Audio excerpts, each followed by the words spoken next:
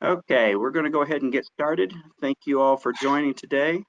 As a reminder, today's focus is on the automation platform. And as we look at this, it's really about the workflows. And everything that we look at from a lean engineering standpoint is about streamlining processes and leveraging technology where it makes sense. So automation obviously is one of those key workflows that can streamline the outcomes, getting that data through the system and eliminating errors, being able to work faster, and really letting the machine or the system and tools do what they can do to offload a lot of that mundane work that the teams get trapped into.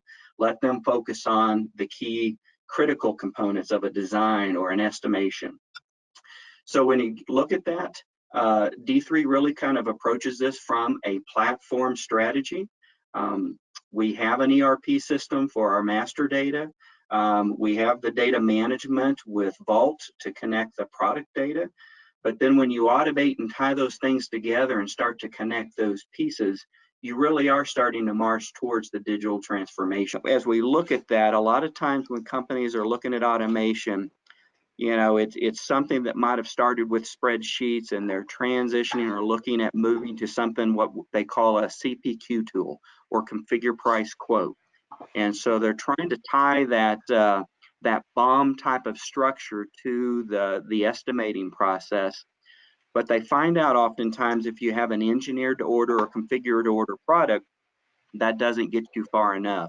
So what George and team are going to really kind of dial in today is when we look at what Ruler does. Last week we talked about, you know, the drawing automation. This week we're looking at the design and the estimate automation. And so Ruler takes us far beyond what a typical CPQ can do. And so George, with that, I'll go ahead and turn that over to you.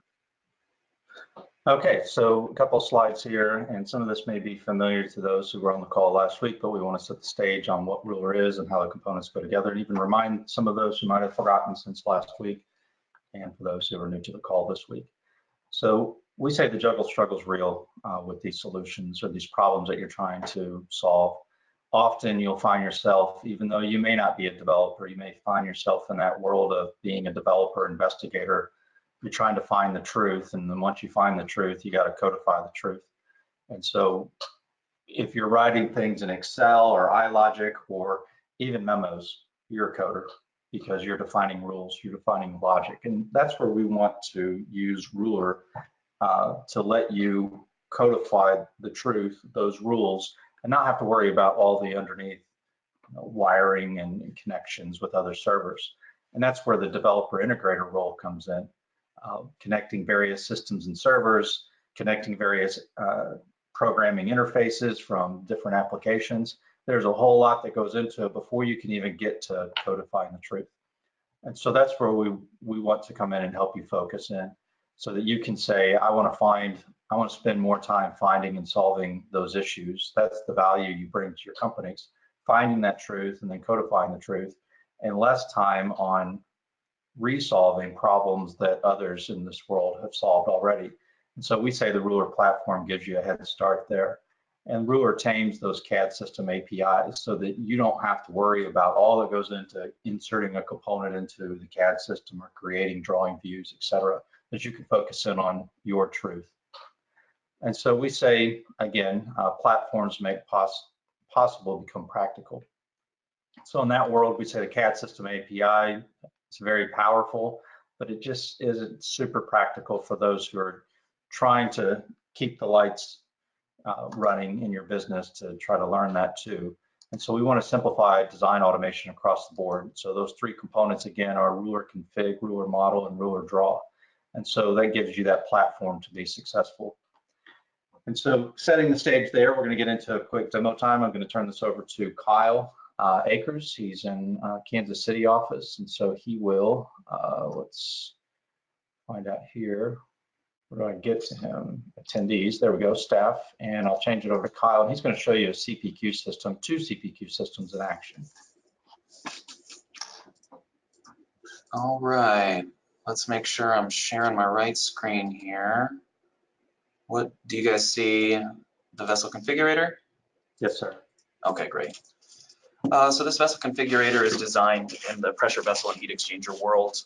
Basically, the bread and butter of it is someone can import from one of the existing analysis files that those industries use to make sure that what they're building is up to the codes that they need, that it can store enough, that it can hold the pressure, that it can exchange the heat in the way it needs to. So we can import one of these files and it'll spin everything up right away, and you can see a really condensed version of how someone, a sales engineer, somebody might come in and configure this. So we've got the full vessel on display already in the configurator. You can see here we've got all of the individual components which make it up. The items in light gray are the labor costs and labor operations which are used to make and assemble these pieces. So all those costs are being rolled up together into this full bill of material, which we can output into whatever documents we need, whatever formats a given customer might need. On this front page, the average user might come in and say, okay, we've done most of our work in these analysis programs. All we need to do is tweak the stuff which those don't do. So we don't have the material finish on the exterior, for example. So let's go ahead and set that to what our salespeople said we were going to do. Let's set the interior weld finish to what that's supposed to be, all those kind of things. And we can come back to the BOM and see that in real time, this is all updated. So there's our 25 RA spin polish for the outside of the shell. It's 9¼ hours, and based on our example data here, you know, that's going to cost us 600 something bucks. So through this whole process, we can check, make sure that our labor is coming in the way we want it. We've got a couple things here where, okay, we expect there to be MIG welding, but for this given thickness, we don't have data. So this is a way that a user can report to their development team, hey, I need to expand our rate values into 1/4" plate or 3/16 plate because we don't have that yet, things like that. And once you've got all this in and working, you can get your outputs. So just with a quick click of the button, we can pull up a zip file which has kind of everything we need. So this particular demo, we've whipped up a couple Word documents and an Excel document. So I'll open those up just to show you what we came up with here. So this is that unit price we had, the name of the vessel that we imported, the type of material, the surfaces that we're grinding our material and our weld to, everything that we had in there coming out right onto this document. In addition, we've got a little more detail. This is basically a version of that input sheet at the beginning, and anything that's there is coming in and applicable into these sections here. So we can format in a custom way anything for any customer. It's pretty simple. We take the data from this configurator and just spit it out. So this Excel spreadsheet right here will be just basically a version of what we saw there. So, and that was in one click and generated automatically. So that is a bit of how the vessel configurator worked. George, anything else you wanted me to show on this guy? No, I'll show the graphics just so that they see what's happening behind the scenes. And what we find out a lot of times is while the graphics are good for presentations like this, power users in sales, they typically hide them because they want more real estate shown for the inputs. But it's easy enough for us to show or hide those graphics. We just wanted to show you that in Ruler's brain, it is positioning these components in space so that it can send those over to the CAD system to do the high detailed rendering.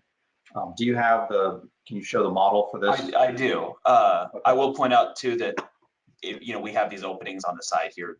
You can extend, and in this current build, you can add more nozzles if you didn't get all of them in your original document. If you want to change things, if the customer comes back and says, no, we need to move this here or there, that can all be tweaked in here. But yeah, to show the web graphics here I did render this out at a time.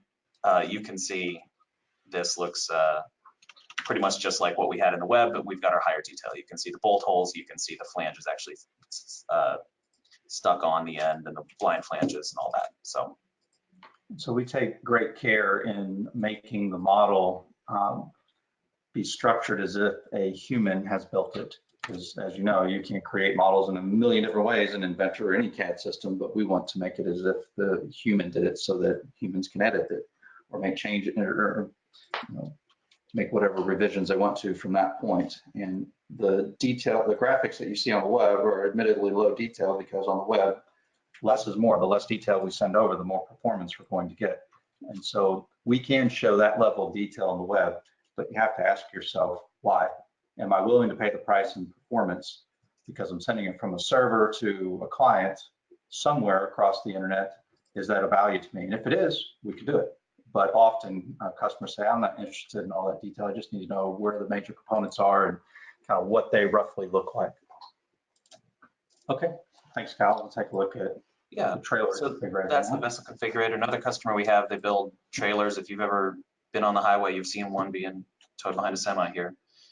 So this is replacing an existing configure price quote system and integrating with existing PDM information that they have there. So the basic process for them is they come in and fill out the customer information. This is all being driven from their server. So when they get new customers, they are able to pull them up and it automatically populates the address, the state. If they have multiple sites they want to ship to, they can pick from different ones, all tied to the customer, and that's all integrated with their existing PDM work that they have there. So if we spin up a new trailer, we can see here very quickly, we've got the basic assembly of what makes up a trailer on the left here, some basic rules for the overall trailer. We do have live price comparison on the left. So if I change my van height, we can see that that took the cost down $90 and we reduced 47 pounds. We can change the length of it and all in real time, we're watching what happens. This customer has different views for different people who work there. So this is the full BOM view that gives you every single line item that you need and all of its individual weights of each individual type of material used to compose it, all the costs, the operations, the work center, everything you need.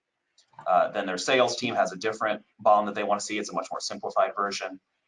And then they have their final pricing. And this is where they can tweak their margins, add different taxes if it's necessary, add extra hours if they need to for safety. And they can see all of that summed up in whatever ways in real time here. And there are models and things for this, but that's the same deal. It's just representative modeling. So. We showed the example of adjusting the suspension. I believe it's the wheel and the tire example where one drives the other.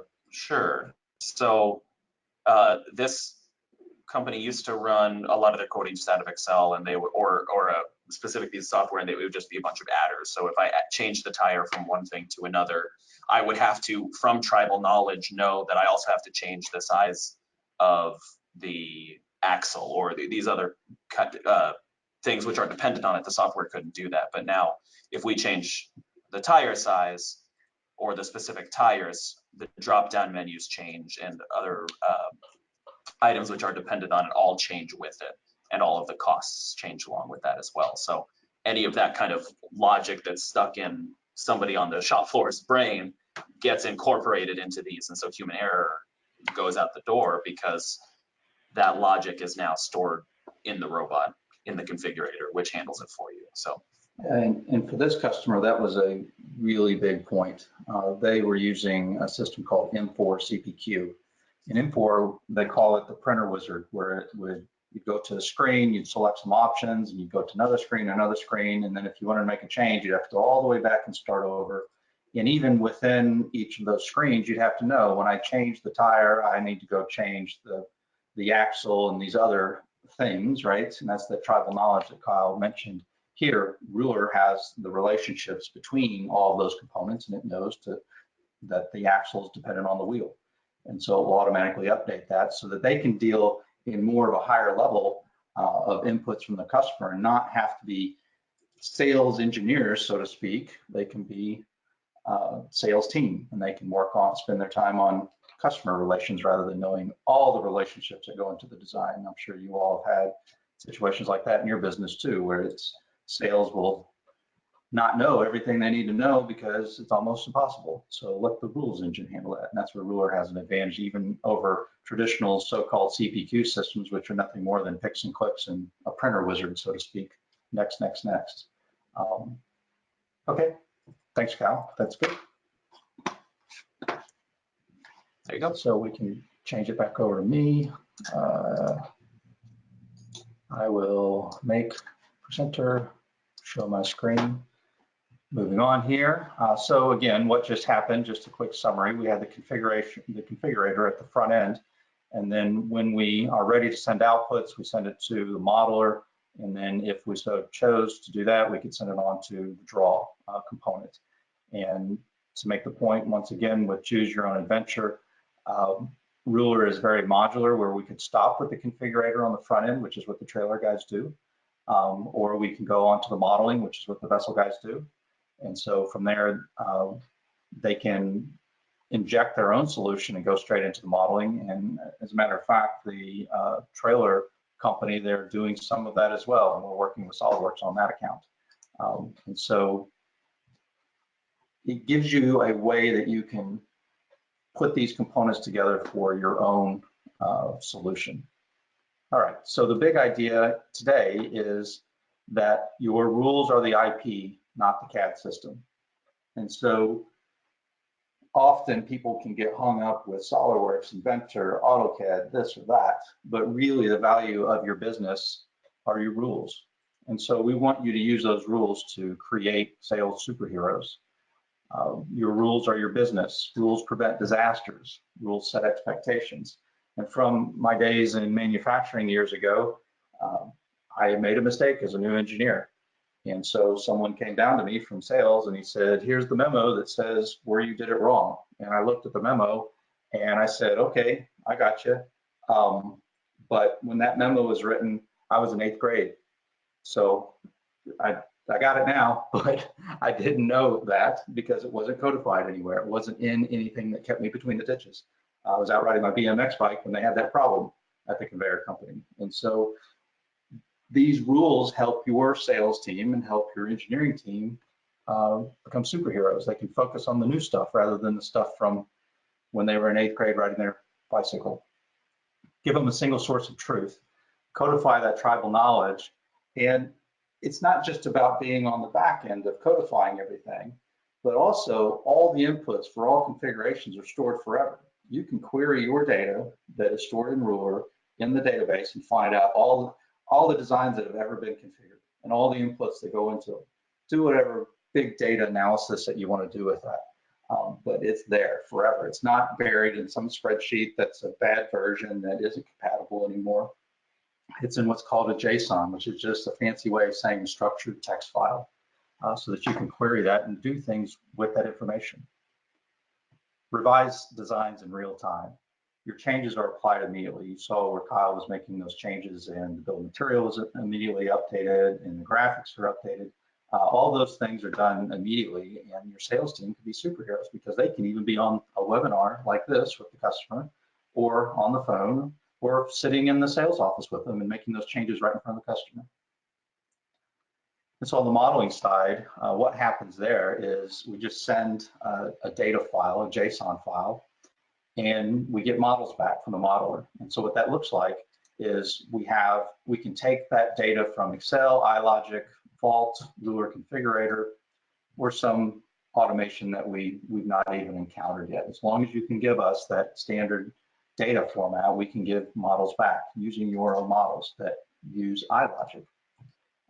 So those create custom models from the text, that JSON file, and we are iLogic compatible. You can let iLogic do whatever it needs to do within the boundaries of that Inventor assembly, so that it can do the very detailed design work, and you don't lose any of your iLogic work that you've built up over the years, but you put it in the spot where it really works well, which is in the scope of the current component. Revise on the fly. Engineering changes are applied immediately in this system, and we'll show a little bit of that in Chris's demo, where we can do automatic revision control and detect changes, which, as I put on my former director of engineering hat, that's a big deal to be able to very quickly make engineering changes. So we'll get into more demo time and we'll explore another solution here with Mr. Chris Rogers. Okay.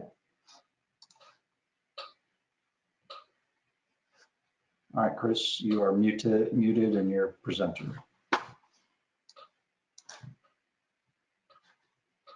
You have to unmute yourself. There you go. Okay. And I'll help narrate through this. So this is a storage system for material handling companies, where material handling rack. And so this is their front landing page, which is similar to what you see in the other applications. We've got a general framework that supports this. So Chris, let's go into the storage system itself. And so from here, as you can imagine, we have a concept of rows of storage, bays of storage, frame lines. And in this world, if you can put yourself in, say, Lowe's or any other warehouse, you've got frames that can be beside different bays. Let's go look at a bay real quick for them. And the challenge on this product is the scale is overwhelming. These can go in 5, 6, 100,000 square foot facilities with all of these different components. And so again, less is more. We've got a low amount of detail shown here, but we're trying to get things over to the web as fast as we can. And so let's go back to the frame lines and just show one of those. And so they can configure each of their frame lines. So there's plenty of inputs that they put into here. And so then we go back over and we take a look at one of the rows. And so as we go into a row, you'll see this is extremely generic, because all they're interested in at this point are the purplish blue frames and the bays that go along with them. And as you can see here, there's clearly 2 different frames and 2 different bays. And so the system will go through all the rows for the entire storage system and find all the unique combination of elevations and be able to report that back to us so that we can create drawing views for those. But we're interested in seeing what the models look like. So let's go take a look at some of the modeling output that we get from a view like this. And so here we have that very generic web view that can expand itself into this high level of detail. If you wanted this on the web, we can return this back to you. But for this customer, they're using this internal to their 4 walls, and so they want to send this over to Inventor and send that to the engineering team and then do bill of material from that point on. And so some of you may look at this and say, well, you know, we can use iLogic for this. Maybe. There's a lot of variation going on in here, and you can see it in those 2 frames on the left side. 1, they're different heights. 2, they have different panels with different configurations with them. It's a non-homogeneous type design, so the iLogic required in there would be very deep, very complicated. But now we're able to make those changes on the web very quickly. So what I want to show here is, let's go pull up one of those frame assemblies, Chris, because this gets into our concept of the automatic revision control. And so for this particular model, we have a generic name across the top. We can integrate with your part numbering system. We can create, we can reference your standard parts based off of this frame is this high, it's this deep, it has these panels on it, all those things that define it as unique, and it goes and returns, you know, frame part 1, 2, 3, not a problem. What happens when you tweak it just a little bit and the thing is no longer matching something that's pre-existing? Well, we have the ability to look at this model, look at all the components that go into it, all the features that go into it, and generate what's called a hash. It's what we use as the signature, the DNA. And you can see that crazy number on the left that says frame line dot some crazy number. By default, we have to play with Windows and make files unique. And so we will put that in the file name. But if you wanted us to say, this is going to be frame 5, 6, 7, 8, because it's a new one. All right, we store it with that key in a database, and so we can look it up forevermore and find it the next time that you configure exactly the same configuration. But that hash is always stored in the model. And what's important there to note out of all this is that if that code of the current one is different than the one that's on disk, then we know that something has changed, something's been revised, and we can automatically make these revisions. And I'll go back to one of my favorite examples from the world of design, where we wanted to make a bunch of changes out on the plant floor, but it was going to be 1,600 next assemblies in a year and a half. Well, we couldn't get to it because of all the other work that was involved. But it was literally just replace these 2 components with 1 component, save 80,000 a year. So we left $120,000 a year on the table because we just couldn't get to it. Well, in this world, we say thou shalt not use 2 components, thou shalt use 1 component now. And the next order that comes through, it's a generative system. We're not dealing with the 1600 next assemblies. We don't care. That's library stuff. We care about generating it as the order comes through. Then we're able to use it. And we're able to immediately realize that $80,000 a year savings. It's just one example that shows the power of these types of systems. You want to be able to make changes faster. I can preach about that all day, but we'll move back and get back to the presentation and show you some other examples here. We're running a little short on time. All right, I'm going to make this back to me, Chris. Thank you. Okay, so like we mentioned before, we want to change the change game. We want to make it so that you can very quickly make changes. And so on the web, you want to make a change from square to round. And so all the internal components are the same. But what would that take you now? Just imagine the kind of work that would be involved to jump between those 2 types of changes. And so the customer wants to explore, what's the price of round versus square? What's the design? What are the approval drawings for those? You can very quickly respond, send it to CAD, get the drawings out.